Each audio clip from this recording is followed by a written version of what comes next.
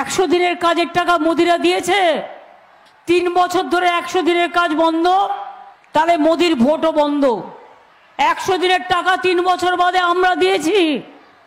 ওদের টাকা দেওয়ার কথা ছিল। 6,84,000 কোটি টাকা তুলে নিয়ে গেছে বাংলা থেকে।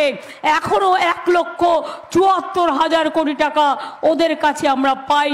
আমাদের গ্রামীণ যোজনার টাকা দেয় না, পঞ্চায়েতের টাকা দেয় না, আবাস যোজনার টাকা দেয় না, রাস্তার টাকা দেয় না, 100 দিনের কাজের টাকা দেয় না।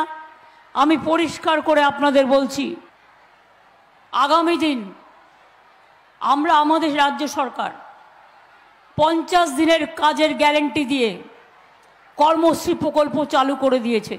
যারা যারা জব কার্ড হোল্ডার, 50 দিনের কাজের গ্যারেন্টি আমরাই করব রাজ্য সরকার।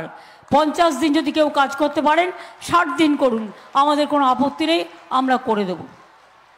11 লক্ষ বাড়ির টাকা দেয়নি, বলে দুর্নীতি হয়েছে। প্রমাণ দাও।